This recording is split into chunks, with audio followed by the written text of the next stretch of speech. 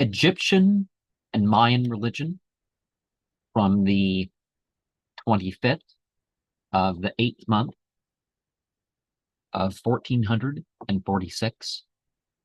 Deciphering is better than reference for resurrecting a religion.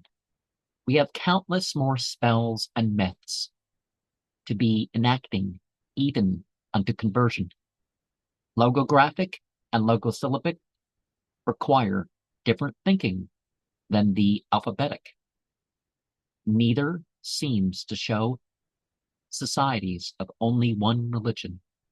Meaning goes more into spiritual explanation than protection and divination. Time, place, and substance were not the only considerations for such as the Egyptian and the Mayan. Progressions of characters and events already drew in the experience of deeper connections. So, contrary to the New Age approach, there were more to these societies than just oracles and operations for power. These people wanted to live their lives.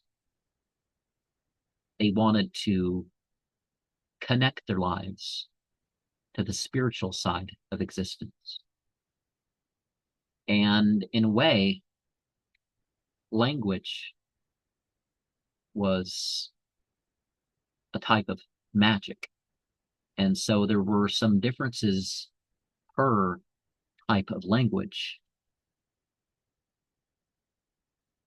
And contrary to what a lot of people are going to try to say, there's always been different opinions. There may have been dominating temples of one sort or another.